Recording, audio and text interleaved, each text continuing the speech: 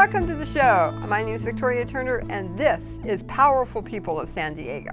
We have a fabulous young woman in the show with us today. Her name is Babs Fry, and she does pet recovery. She helps people in San Diego find their pets if they happen to get out, or even better, prevent them from getting out. Welcome to the show, Pat. Thank you. And who is this beautiful young lady you brought with you? This is Gracie. Hi, Gracie. Hi, baby. Yeah, Gracie's just back from the vet, huh? Correct, yes. So bless her heart for coming on with us. Thank you, Gracie. So let's talk about pet recovery. What is it that you do? Well, actually, most of the time you're in real estate, but as your avocation, you do pet recovery. Let's talk about that. Basically, what I do is just serve as a go-to point for people who have lost their pets. Most people, when they lose a pet, they don't know where to begin. You know, the thing that we as human beings initially do is panic. Sure. And then we race out looking for our dog, close things up, and when that doesn't work, put out flyers, and we miss a lot of really key points along the way. So I try to educate the public about what they need to do, the steps they should take, the mistakes they should avoid, and then I'll often get personally involved if needed. You've helped recover hundreds, if not thousands, of dogs throughout San Diego County. That must take a lot of time.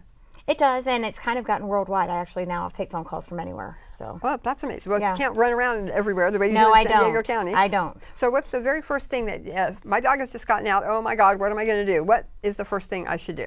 Stay home.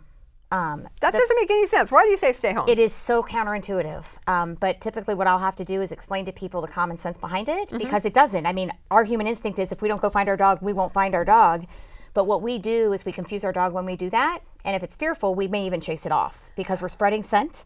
And your dog who may have if it's a wanderer or a dog who just got out, it may just be a matter of confusing them by spreading scent. But typically once they're out for a period of time, they revert to instinct, which is fly or die, fight or flight. And so you become a hunter. You know, you go out looking, and you as a human being put off all of your energy, and your dog, of course, who hears you coming, screaming its name. Yes. Here's your fear, your anxiety, and everything else. And in its mind, they're trying to kill you too. And it's just going to keep running. So it feels it's become prey. Absolutely. It's instinct. And it's instinct to run. And what about other people coming near the dog? Same thing? It just depends on the dog. Some dogs are super friendly. And in fact, I usually tell owners who struggle with not going to look for their dog, if the dog was findable, you would have found it. If it's findable, somebody else found it. In which case it did approach somebody who saw it and stopped and pulled over, has it safe. If it's not findable, it's operating in fear, which means it's really just running, and you need to be able to do what's necessary to help it rely on its instinct, which is to come back. So now I'm at home, my dog's run out. What's the first thing I should do? Leave the front door open. Absolutely. That door needs to be open. A dog needs to have free immediate access to the property. And the back door, the gate? You know, that is situational. My preference is front door. But if they happen to jump out the back fence and they're in a canyon and coming back that way, in some cases you have to work with what your comfort levels are. Some places people don't want to leave their front door open, but they're comfortable with a gate and then subsequently a back door. I'm not necessarily a huge fan of, well, they have a doggy door, because if they come running back, they're not looking to dart and evaluate. They really need free access to what they feel is safe. So the front door is the best. Absolutely. Most of the time. And then talk about what food things we should be putting at the front door to help that. Rotisserie chicken. Why rotisserie chicken? You know, and it's not boiled chicken and it's not chicken nuggets. It's about the smell. It has a very strong, intense smell. I have been in places where I've gone to set my traps and I turn around and 2 or 3 dogs are there, and I'm like, oh, hello. I mean, it really is effective. The other variable, it's a very high value food, but obviously you don't go throw the whole chicken out there. No. Typically, I'll tell people to put chunks of the meat and then put some of that skin in a Ziploc bag.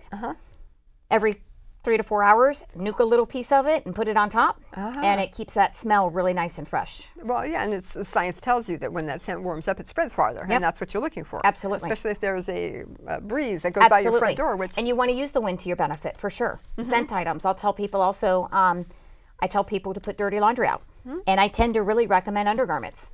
Because Socks, that's where your shoes, scent underwear. Because when a dog goes to you, the first thing it does is go for your crotch. I mean, but it's true, right? You know, when I tell people, it's not that the dog has a fetish with underwear. They're intimate items. That's why they go for shoes. They're close to the skin and they smell like they're people. I mean, obviously, depending on where it is, like if the dog ran away. In fact, today I talked to somebody, the dog had run away from their parents' house. You know, I'm not going to tell them they have to leave their underwear out front of mom and dad's place, but socks for sure. And elevation is good. You were spot on with the wind. If you can hang it like on a light or on a bush or a tree that's right by that front door, it allows the wind to come through and carry it out. Or even out in front by the sidewalk. Yeah, I mean, you can do that. If you do that, I tend to do twice. Sure. Because a lot of times a fearful dog will do a flyby, and you want to draw them into the property so that they then have a venue for getting to that's safe. But the general location is what's important. Okay, and so now my dog's gotten out. I'm not chasing it. I've put the rotisserie chicken on the front porch, and I've kept the front door open. I have somebody inside to shut the door if he gets inside. I've got my underwear all over the front. What's the next step? PR, PR, PR. I tell people, get it all over social media, but what people have to remember is they become intently aware of social media venues they didn't even know existed. Like what? You've got Facebook. Nextdoor is crucial. It's one of the #1 places dogs are talked about, actually. Yes. Paw Boost, which is a very specific app for lost and found pets. Okay. Craigslist. Lost and found in the pet section. And then Finding Rover, and there are others. The reason that's crucial is because no matter who finds or sees your dog, you want to make sure, no matter where they go to see if somebody has posted, that they find it. That they find it. Because they don't know all of those other places. Sure. I will tell you, posters. Posters. Let's talk about posters. This is kind of my second go-to. I'm known for my rotisserie chicken and my posters. I can always tell when I've been working with somebody because somebody would be like, Babs, call Babs. And I'm like, nope, we've talked. That's my poster. The reason I advocate for posters is flyers is what everybody goes to immediately. Right, 8.5 by 11, black and white. You can't see the picture. No, I mean, you drive by and they're gone. Right. Not to mention the fact that they seem cumbersome to most people because you think you've got to print out 200 of them. They're great for passing out when you're canvassing and talking to for people. For the small 8.5 by 11s, but. Yep, but you do this. I typically say print an 8.5 by 11 picture of the dog out. And tape it to make sure that the wet dew doesn't. Yep, sleeve protectors, upside down. Now this one's not upside down because it was summertime, but sheet protectors are super good for rain. We get these from Office Depot, Staples, Walmart. Yep, any of those places. Okay, and what size are these posters? Typically, once they're finished, anywhere from like 2 feet wide by 3 foot tall. But you can go, see them as they drive by. Yep, you can go get the massive sheets though and cut them in half. Okay. Big black Sharpie. What you put up here is just relevant to the dog. Unless your dog is 100% goes to anybody and everybody under any circumstances, I tend to recommend do not approach. I've actually amended these a bit. Also on the bottom, I'll say will run. People automatically assume that the dog is aggressive or something bad might happen. So you've kind of clarified for those people that might be fearful. And then call. And then I sometimes also say 24/7. Sure, if it's my dog, I want somebody calling 24/7. Because if you don't, what will happen is the Good Samaritan will call you at 9 a.m. and say, I saw your dog at 2 a.m., but I thought it was too late to call. And time is of the essence when you're doing this. Sure. The benefit to the posters too, though, is rather than hitting like every corner, I tell people pan 2 to 5 miles out. Put the posters up like in very key intersections and use a map to orient yourself as far as where you should put them. And then everybody and anybody should be able to see it. For miles and miles, I can see that. Yeah. So, and what's the story about this dog? Oh, well, that's an interesting question. This little guy actually is a dog that is currently one of our local shelters. Oh. That is has presented some challenges, and I was asked to come in to work with so that we could get him properly networked to somebody that's really familiar and experienced with the breed. Yes. He's only 10 months old. Baby. He is a baby. And, just people at this point have failed him. And so I've gone in to kind of work with some of his fear issues and work with some of the other challenges that he's got in being the dog he needs to be and finding the right home for him. Now, as we're a small rescue, and we always tell people that when you get a brand new dog, 30 days is the big window that you're most likely to lose that dog. And that's that 30 days, you have to be hyper vigilant. Yes. It can go longer than that. But on average, I tell people that, you have to double check the front door every single time, double check the gates every single time. You have to assume that dog's trying to get out for 30 days to go back where it came from. Yep. Let's talk more about that. Well, I mean, for me, it's more than back where it came from. Rescue has been revolutionized by social media. And 10 years ago, 75% of the dogs getting adopted nowadays would have been euthanized. Yeah. That dog comes to your house with at least one, if not several suitcases. It takes 30 days to start unpacking that baggage. And until you do that, you really don't know who you have. You don't know what the fears are. You don't know what their instinct is. You don't know what's comfortable and what's not. You also can't assume that what is okay here is not okay in a strange setting. You nailed it. I tell people when they first get home, to be honest, the first thing you should do with that dog is take it home. Everybody wants to take it to the store, take it to Granny, show it off. No. at least a week. And until that dog is solidly bonded to you and comfortable in its setting, you do not take that dog anywhere out in public. Barriers are huge. I personally am a huge advocate for crate training. That doesn't mean the dog spends its life in the crate, but it's great for potty training. It's great for getting to know your dog while you're gone. But more specifically, a lot of these dogs, as you've already referenced, they come into a strange setting and they're just looking to flight because they don't understand. Yes. And when you come home with your hands full of groceries and you open the door, they're gone. They're gone. They're gone. If they're behind a barrier. And it's not because they don't love you. Absolutely. It's just instinct. It's 100% instinct. And that can kick in too in a different setting. You know, when you have a dog and you take it to a different place, you have to remember who it is who it is with your company and your location. You go on vacation a year from now and place it with a pet sitter. They don't know this The other most common call I get is they revert. Not because you haven't done a good job or because they haven't progressed. It's their instincts. So barriers are huge. The other huge things that I recommend for people is absolutely no unsupervised time outside. Ever. And not off leash in the beginning. No. That's super important. And I recommend a long line, even as you're transitioning, because if that dog decides to get, maybe it has a high prey drive or a loud noise. You've got friends that have Harleys. Sure. You've got something you can grab a hold of. That's really important before you venture into trusting them, even in an enclosed fenced backyard. And it's not that the dog doesn't like you. No. It's an instinct to go out and search for things and go to freedom, Absolutely. et cetera. And then once they're gone, they're gone. So it's better to be conservative, at least for 30. You can do anything for 30 days. Yep, and absolutely. And you don't find that the dog hates you for it either. No. I hear that a lot. Well, he won't like it. That's not the case. No. And one of the things I talk to people a lot about a lot, which in my case, a lot of times it's after they've had a bad experience, so they're more receptive. But the reality is the larger majority of what we perceive they enjoy and what they need is all about us. It's all about us. The dog does not have to be off leash to have a good time. Right. There are safety measures you can implement. Beyond the barriers, I also, transporting is the other number one reason I get phone calls. Yes. I know we all want the dog to interact with us while we're in the car, and that's okay if that's what you're going to do, but it should be leashed, and it absolutely needs to be tethered in. What I recommend to people, you don't have to, you can go endorse the fancy gadgets if you want. They sell the little seatbelt clips with a clip. But I personally say, hey, you just take your regular leash, you run your seatbelt through it, you buckle it in, and that dog's going nowhere. That's right. Because you just don't know. You open the car and a Harley backfires, Somebody scares the dog. Or absolutely. the window was open. I had a little terrier. The window was open this much, and he was more than halfway. I didn't even know the dog could fit through the window, and he was more than halfway out before I could grab him. Well, and that's another thing. Don't assume anything. Well, I mentored. Get out. I have caught many people who it never dawned on them that because everybody thinks, all dogs love car rides, and they won't jump out the window.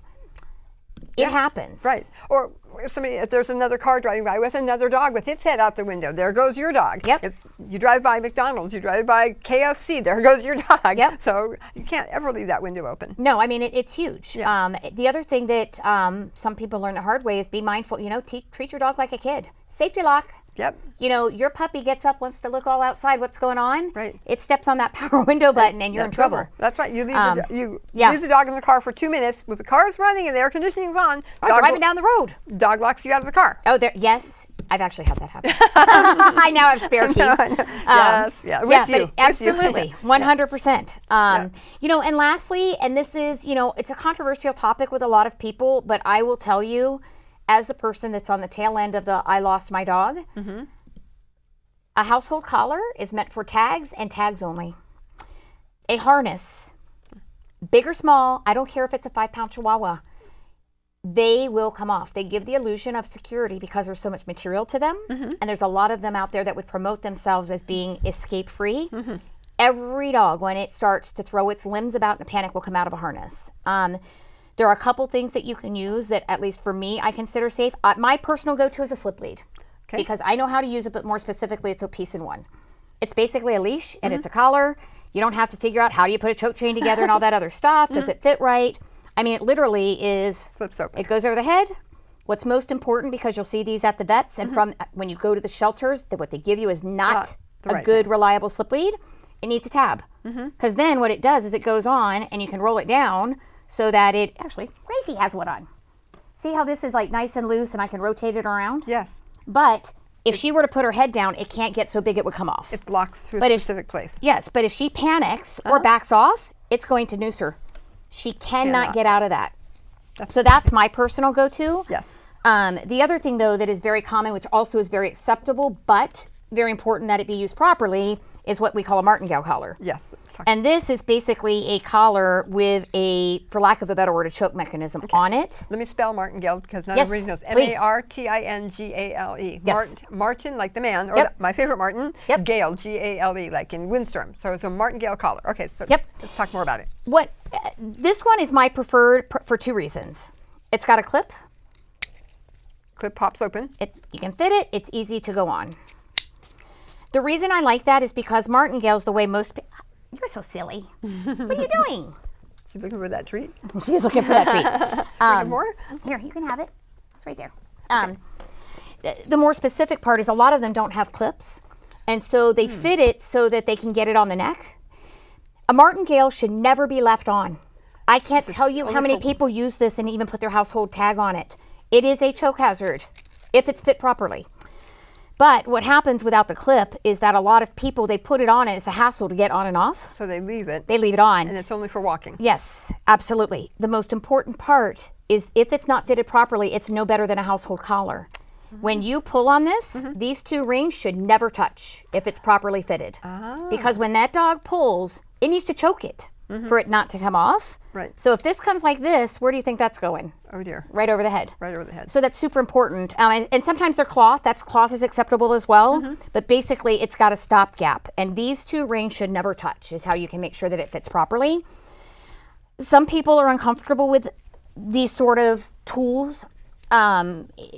My suggestion is have them on as a backup, then use two leashes. You know, if you really prefer a harness, then you can use these. I get a lot of pushback sometimes because they're like, well, my dog pulls. Well, then it needs leash training, not a harness. My opinion is you have absolutely zero control of your dog when you need to, when you have a dog on a harness. Because when it's going face forward into something else, out of defense, even if it's not offense, you don't have that control. Right. But I'm not here to tell people what they should and shouldn't do. It's about safety. It's about safety. And, you know, if you want to use a harness, I'm totally down with that. A lot of people freak out about the littles, you know, the Chihuahuas and the little dogs. Yeah. I have walked a 5-pound Chihuahua in a choke chain. It Without does any just problem. fine, Yeah. you know, because I know what I'm doing and I know the dog was okay. Okay. And it wasn't used as a training tool. It was used as a safety mechanism for that particular dog. You know, one of the reasons sometimes I do opt for a choke chain and a metal leash is because in what I do, I don't know that every dog is leash trained. And I will tell you, I had heard, and I would not have believed if I hadn't seen it. Your dog can turn around and bite through this leash in one snap. Yes. And so if you have a dog who's in fear, or more specifically, not leash trained, it'll be gone. Just like that. Just like that. Yes. That's true. Let's talk about the other items here. Okay, where are you going, Gracie? Do we want to talk about Gracie's story first? What are you doing? We can certainly talk about Gracie's Let's story talk if you about want. Gracie's story. This is a huge Come here. success story, and Oh, yeah. incidentally, Gracie is up for adoption. She is up for adoption, yes. She is, and she's such a beautiful, okay. friendly girl. Hi, Gracie Bubba. pulled something, so that's why she's a little owie right now. Yeah.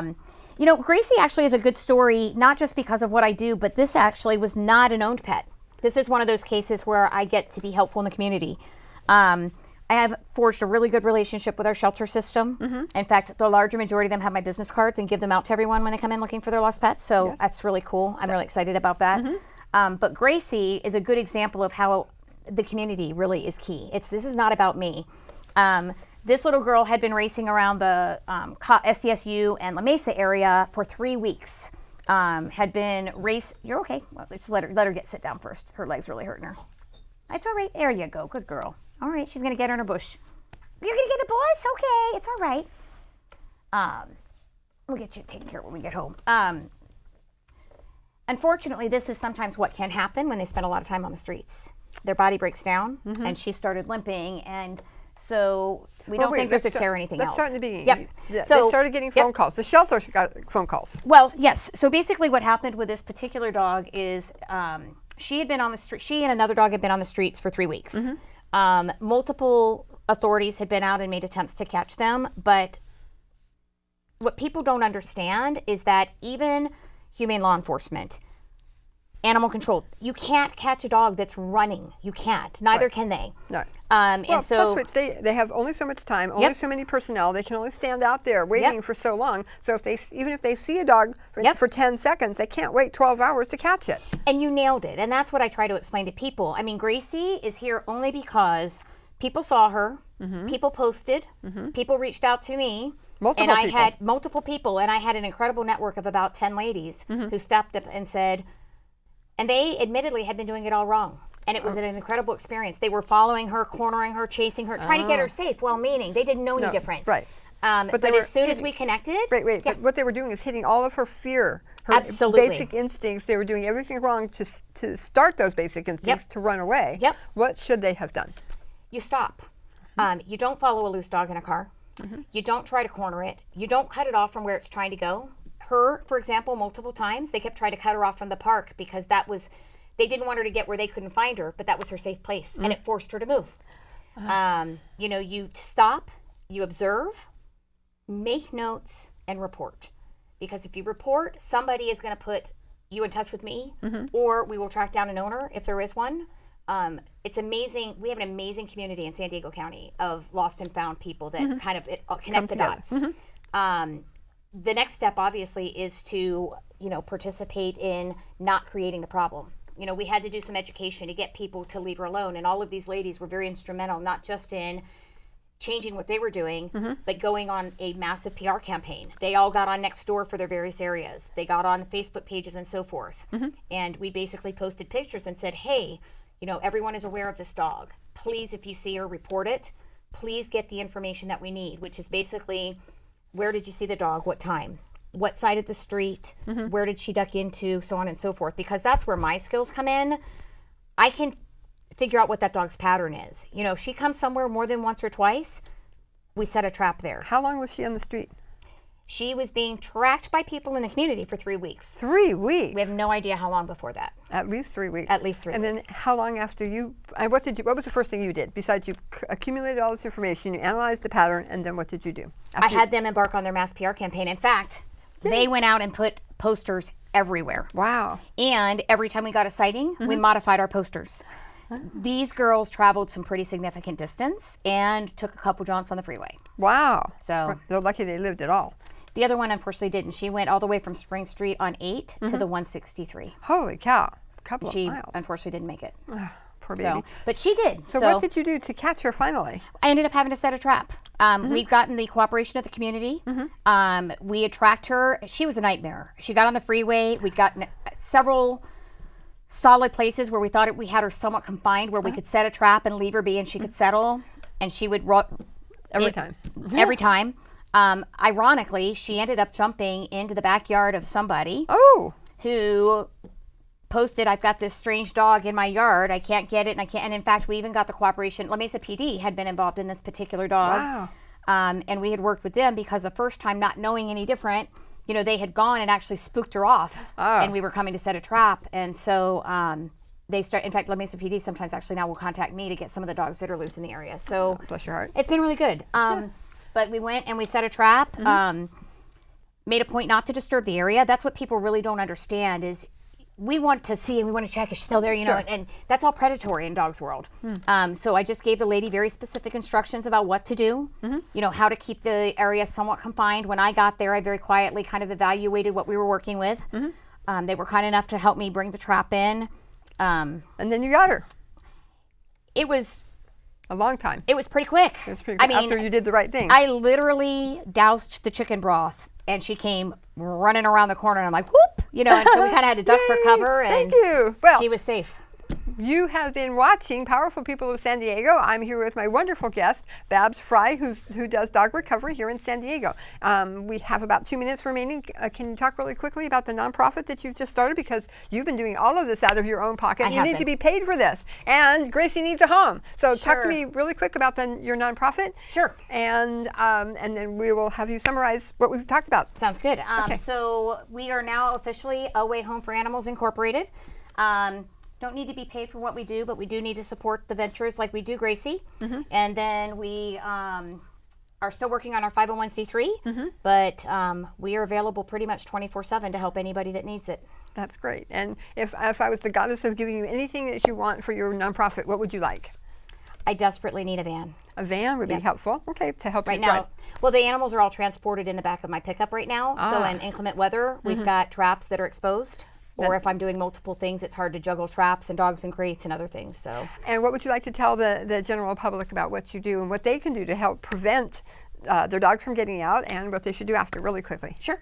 Just make sure that you educate yourself on what you're getting. Take your time with your dog. Barriers, keep them secure. Don't make any assumptions. And if you see a loose dog, stop, take a picture, and report it. That's and the report most it important to thing. whom? Get on Facebook, Craigslist. My phone number is 619-249-2221. You can call or text me 24/7, and I'm here to help. Great. Make a poster, tell your friends, and don't chase the damn dog. No, please don't chase the dog. Please don't chase And the don't dog. follow it in your car. You're not being helpful. You're not keeping it from getting hit. The dog knows that you're following 100%. it. Even in a car. Yep. Even in a car. So your dog's smarter than you think. Yep. And be very careful when you get a new dog home. Yes. Yeah, 30 days. Be careful.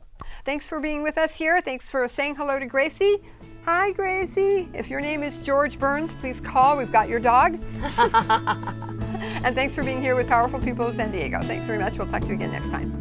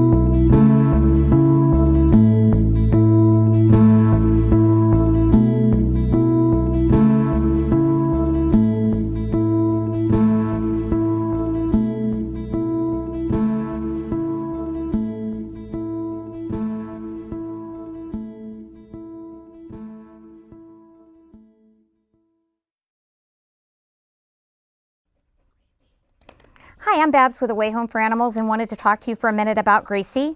She is a dog that we rescued off the streets and had no owner come forward, and she is available for adoption. She's a 5 to 7 year old spayed female pit bull. She is great with dogs, great with people, would be okay with children.